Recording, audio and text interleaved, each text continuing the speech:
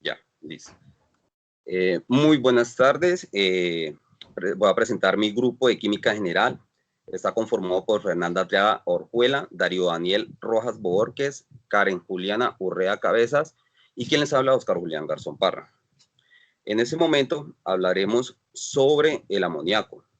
El amoníaco es un gas incoloro con un color característico, compuesto de nitrógeno y átomos de hidrógeno.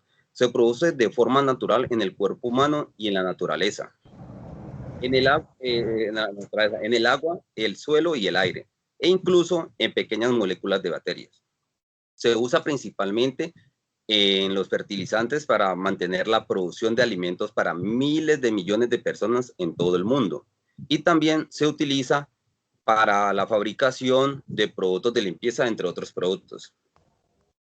Como se menciona anteriormente en el proceso Haber-Bosch, es una técnica que se utiliza directamente el amoníaco capturando el hidrógeno naturalmente, abundante en la atmósfera y haciendo reacción con el hidrógeno. Las etapas del proceso son el hidrógeno extraído del aire y el nitrógeno obtenido del gas natural. Se bombea a través de unas tuberías que hace la presión de la mezcla de los gases e incrementa a 200 la atmósfera. Los gases presurizados se calientan a 450 grados Celsius y se pasan a través de un tanque que contiene un catalizador de hierro. La mezcla se hace una reacción en fría para que el amoníaco se licúe y pueda eliminarse el hidrógeno y el nitrógeno sin reaccionar y ser reciclado. El hidrógeno como tal se obtiene principalmente mediante reformado de metano con vapor, según la reacción, en el que el metano se mezcla con vapor sobrecalentado. ¿Qué más puedo decir de esta parte? Pues como tal, es una reacción entre estos químicos de una forma natural, muy lenta, que se produce predominantemente con temperaturas a presiones pero muy altas. Su importancia radica en que permitió emplear gas amoníaco en la fabricación de los abonos fertilizantes, que tanta influencia habría de tener en el desarrollo de la agricultura en todo el mundo. Esto supone un avance vital para el desarrollo agrícola al producir un elemento imprescindible para todas las plantas, como son los nitratos, a precios muy reducidos de los que existen para estos métodos de lo que es en la agricultura. Es así que el 60% del nitrógeno aplicado en los cultivos viene de la aplicación industrial de este proceso. Sin embargo, hay muchos otros cultivos que se producen. Igualmente hay una pequeña contaminación pues, que con este producto del amoníaco porque va a la atmósfera y produce CO2. Existen dos factores que producen un alto impacto ambiental de este proceso. El primero, los fertilizantes del suelo son fácilmente solubles en el agua y como consecuencia se transportan fácilmente desde el suelo, destinando en las aguas de estas corrientes. Cuando alcanzan grandes masas de agua, ocurre un fenómeno conocido como eutrofización y el incremento exponencial y antinatural de gas que cubre la superficie de la masa del agua, lo que impide que la luz solar llegue a los espacios sumergidos. Y como hablé anteriormente, esto hace que haga unas emisiones de CO2. Bueno, eso es lo que quería compartir con ustedes del amoníaco. Listo. Bueno, para la combustión, la combustión no es más que una reacción de oxígeno en la cual un combustible en forma de pequeñas partículas o gas se combinan íntimamente con el comburente. Normalmente el oxígeno para producir gases constituidos principalmente por dióxido de carbono, vapor de agua, monóxido de carbono y dióxido de azufre. Si el combustible contiene azufre, pero dependiendo del grado de ruptura de los enlaces, carbono e hidrógeno que contiene el combustible, también se puede obtener otros gases o hidrocarburos de bajo peso molecular, tales como el metano, el etano o útiles.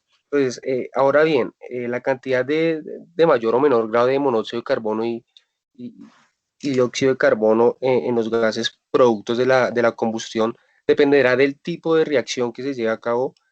Pues así sabemos que existen dos tipos de reacciones. La reacción completa, en la cual todo el carbono presente pues en el combustible reacciona con el oxígeno para producir CO2. Y la reacción incompleta, pues el carbono reacciona parcialmente con oxígeno para producir monóxido de carbono. Esta reacción pues se da de forma incompleta debido a que pues hay una poca cantidad de oxígeno que, que esté disponible pues para reaccionar con el carbono presente en el combustible. En ambos casos o en ambas reacciones, todo el hidrógeno siempre va a reaccionar con oxígeno para producir vapor de agua. Eh, Tiene entonces pues la idea de cuáles son las reacciones principales o más importantes en un proceso de combustión.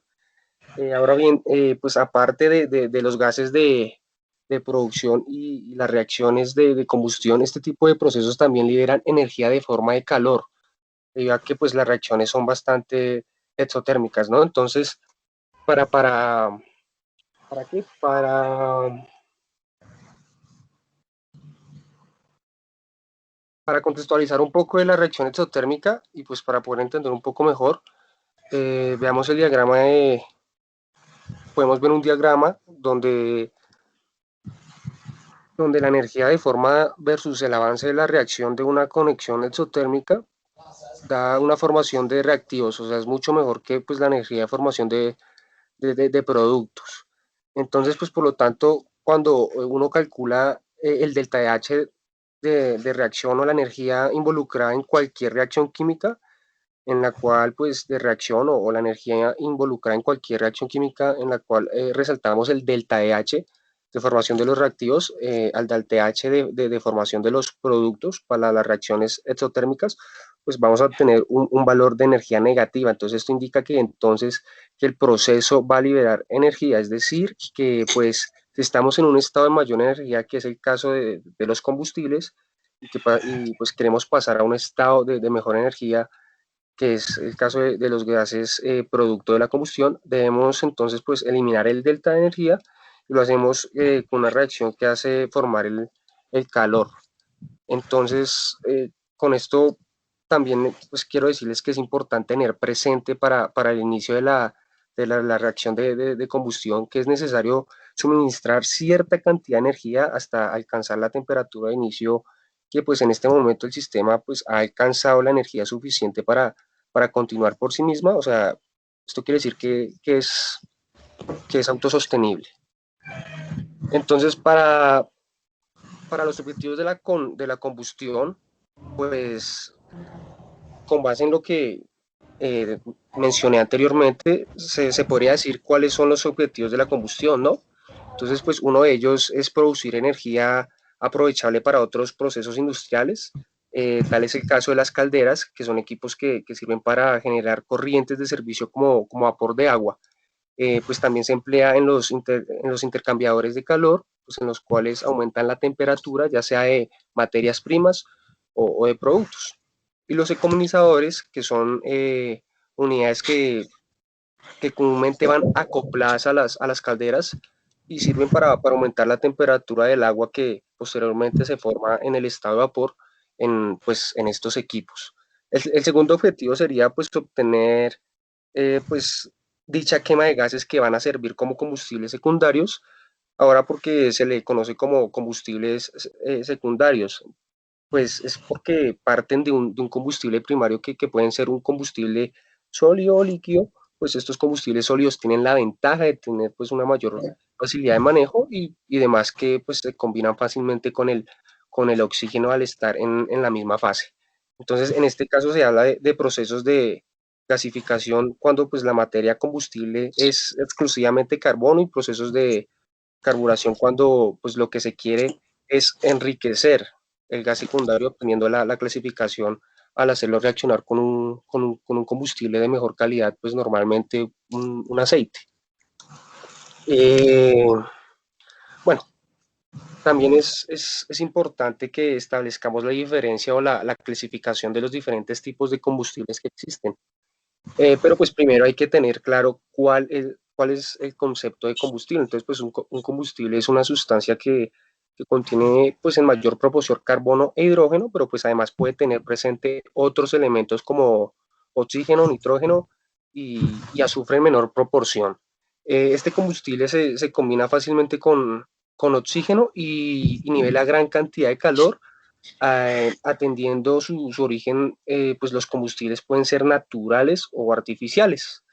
Los combustibles naturales son todos aquellos recursos naturales o no renovables que se encuentran eh, en los yacimientos, mientras los combustibles pues artificiales eh, son aquellos pues obtenidos de la transformación de los combustibles naturales. Y pues según el estado físico, los combustibles pueden ser sólidos, líquidos o gaseosos. Los combustibles naturales, bueno, por la parte de los combustibles naturales sólidos, pues podemos ver que pueden ser la madera, la turba, el carbón mineral y la biomasa. Entonces, pues los artificiales serían el coque y el carbón vegetal, como podemos ver. Entonces, el carbón mineral puede clasificarse, pues, en su vez en lignitos, bituminosos, hullas y antracitas. Entonces, esta clasificación se da base a la calidad del carbón y pues a la calidad que mide a su vez, pues dependiendo del contenido del carbono elemental que contenga el mineral. Entonces, este contenido de carbono pues aumenta mientras más profunda sea la extracción del carbón mineral. Pues por lo tanto las antracitas son pues los carbonos por excelencia. Lo que pues es un combustible sólido obteniendo pues de la destilación del carbono, es decir, del residuo que queda cuando quemamos en ausencia de oxígeno, pues el carbón mineral. Entonces es utilizado en los procesos de gasificación y también en la industria siderúrgica para pues obtener el hierro y el acero. Entonces el carbón vegetal es el carbón de uso doméstico, es ese que usamos para hacer las parrillas. Entonces, pues ese obtiene exclusivamente de la destilación de la madera. Entonces, entre los combustibles líquidos naturales está el petróleo. Los artificiales son las fracciones obtenidas de la destilación del petróleo, como las gasolinas que en querosen o en gasoil. El alquitrán que se obtiene de la destilación del carbón mineral, aceites vegetales y animales, y los combustibles gaseosos, pues está el gas natural de petróleo, pues, que es el gas atrapado en los yacimientos pues de petróleo. Y pues el gas de pantano, pues es el gas acumulado en las zonas pantanosas. También se presentan en el gas de aire y en el gas azul, pues que son gases producto de la gasificación y carburación respectivamente. Así, entonces el gas carburado, pues que es un gas secundario del producto de la gasificación, que enriquece con un aceite. Y el gas licuado, que es el término que se le da a aquellos gases que pueden pues transformarse de cierta manera al estado líquido bajo presiones moderadas y temperaturas normales, pero pues en condiciones normales. Están pues en un estado gaseoso. Bueno, ahora bien, la eficiencia de la combustión pues depende de diversos factores, los cuales pues se manipulan atendiendo al interés que se quiera del proceso, es decir, a los objetivos de la combustión. Entonces, si el objetivo de obtener energía aprovechable, en primer lugar, pues debemos garantizar un exceso de oxígeno. Este término pues se determina en relación al oxígeno teórico requerido y pues al oxígeno teórico eh, determinante que esté geométricamente para que reaccione con todo el carbón presente en el combustible. El exceso de oxígeno es similar al teórico requerido para el caso de gases, pero si el combustible es líquido, tiene que ser un poco mayor al requerido. Otro término a tener presente es garantizar un buen contacto entre el combustible y el oxígeno. esto pues va a aumentar la velocidad de reacción y el rendimiento. Entonces, en el caso de los gases no tenemos problema porque al estar en la misma fase, pues la reacción se da en forma homogénea, pero pues los líquidos pues debemos atomizarlos. Entonces, pues esto quiere decir que pues forman pequeñas partículas de líquido que se pues pongan en un contacto con el oxígeno y en caso de los combustibles sólidos, se debe triturar y moler y dispensar en pequeñas partículas. O sea, un problema de los combustibles sólidos en su alto contenido de cenizas es que una materia inerte pues no puede aprovechar, o sea, no puede ser aprovechable porque disminuye el rendimiento energético. Entonces, pues por otra parte también se debe tener presente pues el poder calorífico del combustible. Quiere decir que pues el poder calorífico no es más que la energía eh, que entrega una masa de combustible, pues al ser quemado con oxígeno, el poder calorífico es mayor en los líquidos que en los sólidos y mucho mayor que en los gases. Entonces, por último, si lo que se quiere no es solamente de energía aprovechable, sino obtener gas, es ese gas secundario o gas de síntesis, entonces pues no nos preocupemos o sea, no nos preocupemos por una combustión completa, sino pues dejamos que la combustión sea incompleta de manera que podamos obtener un gas enriquecido en monóxido de carbono y pues hidrógeno y gases de bajo peso molecular como el metano, el etano o el etileno. Entonces estas son básicamente las ideas principales para el proceso de combustión. A continuación mi compañera Karen. Bueno, entonces yo les hablaré de las reacciones de desplazamiento o de sustitución sencilla. Esta reacción es la que un elemento se sustituye por otro dentro de un compuesto, los cuales los materiales iniciales son los elementos puros, como por ejemplo es el zinc puro o el gas hidrógeno. Más como un compuesto acuoso. Entonces nuestra fórmula es yoduro de sodio más bromo es igual a bromuro de sodio más yodo. Entonces podemos decir de que la reacción de desplazamiento, porque el yoduro de sodio al reaccionar en el bromo sustituye al yodo y el yodo queda solo. Entonces el bromuro de sodio es una sal inorgánica que la fórmula de CnAbr tiene un punto alto de función eh, y su estructura cristalina es cúbica, similar a la de un cloruro de zodiaco. Es usualmente empleada como fuente de bromo en síntesis orgánica. El bromo tiene esta reacción química porque es tan reactivo que se supone que al oxígeno y que al oxígeno se enlaza con el combustible volviéndose inerte.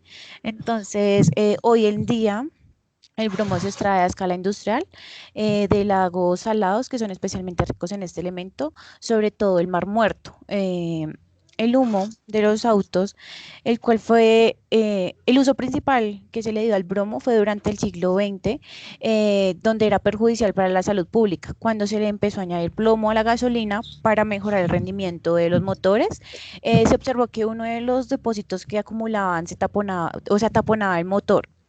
La solución para añadir los compuestos bromados a la gasolina fue el quemar el combustible. El bromo se mezclaba con el plomo, produciendo bromuro de plomo que se filtra por el tubo de escape y el metal pesado, altamente venenoso, se expandía pues por las ciudades. Los bromuros orgánicos son también perjudiciales para los animales, ya entrando al tema como de afectación ambiental, especialmente cuando se acumulan en los cuerpos de sus presas. Los efectos más importantes que pues ocurren en los animales son daños al sistema nervioso o al ADN de los mismos, y pues aumenta las posibilidades de que le dé cáncer.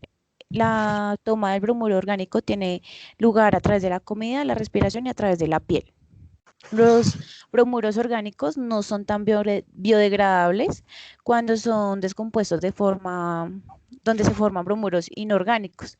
Esto pueden dañar, pues, como ya lo había dicho, el sistema nervioso si se pues, consume en grandes dosis.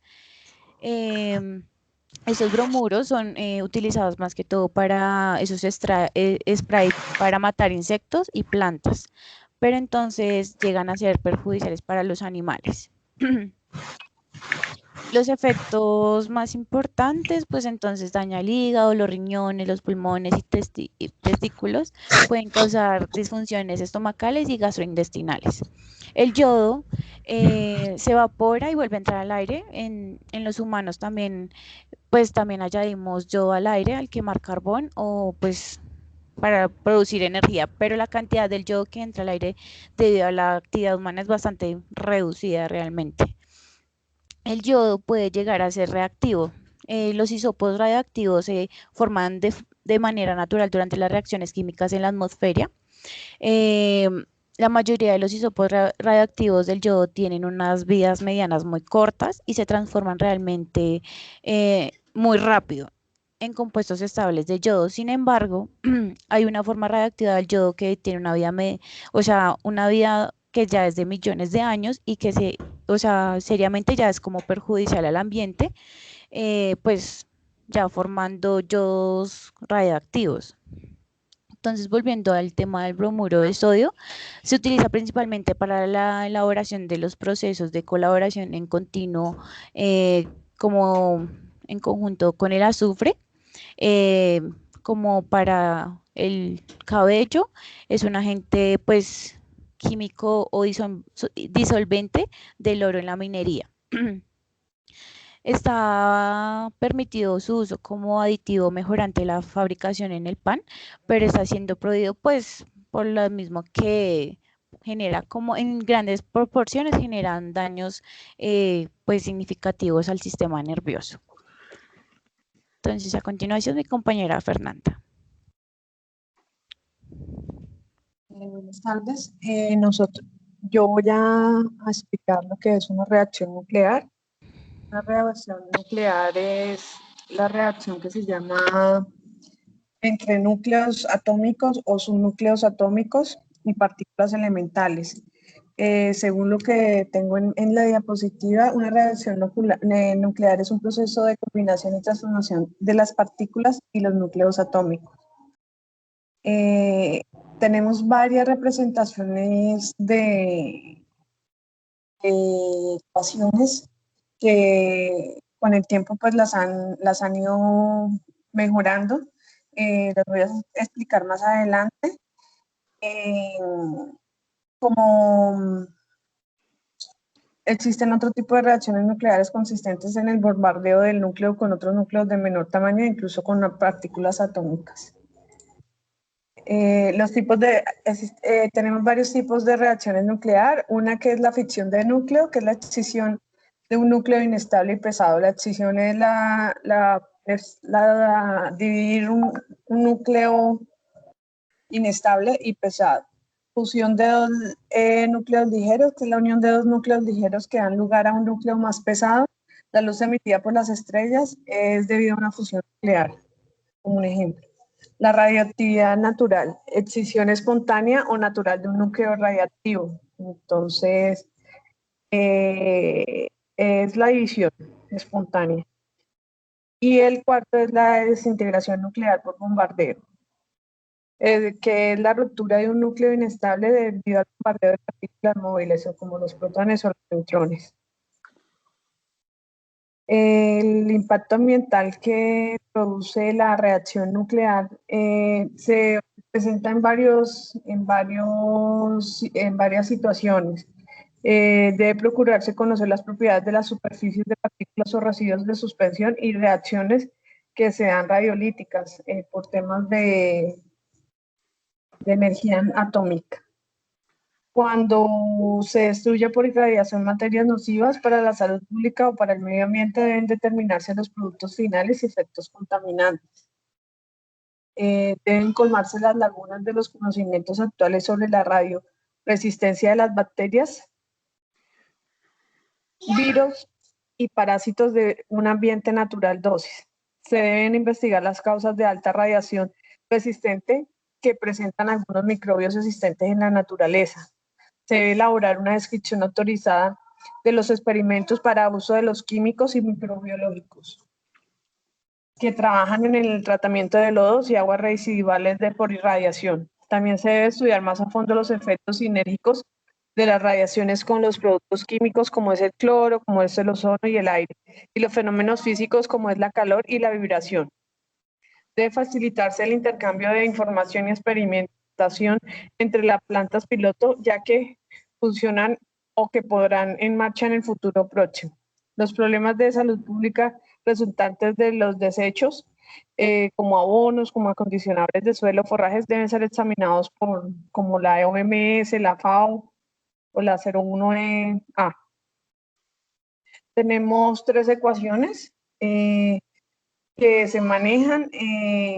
Tenemos 3 que como la primera que dice que el sueño de los alquimistas está cerca, pues el nitrógeno se había convertido en oxígeno de forma artificial. Otro ejemplo de reacción nuclear utilizada por Irene, que es la hija de Marie y Bernier Curie, y su esposo John-Freddy Joliot Curie, les permitió descubrir la radioactividad artificial y la radioactividad artificial mediante la fórmula que se explica en la diapositiva. El fósforo 30 es radioactivo, fue el primer isótopo radioactivo sintetizado en un laboratorio y permitió al matrimonio descubrir el Nobel 1935, que se muestra sobre las dos fórmulas que se ven en la imagen. La reacción física nuclear diferente a la desintegración activa, estudiada por parte de Rutherford, consiste en el bombardeo de núcleos de nitrógeno de 14 con partículas procedentes de la desintegración del radio 226, que se muestra en la siguiente diapositiva. Y la última, que es una de las donde se ven todas las reacciones que se conserva la masa, la suma de los números básicos, los productos y los reactivos de la misma, y la carga. La suma de los números atómicos, protones y productos reactivos es la misma, y el catálogo de partículas y núcleos utilizados para bombardear es muy extenso.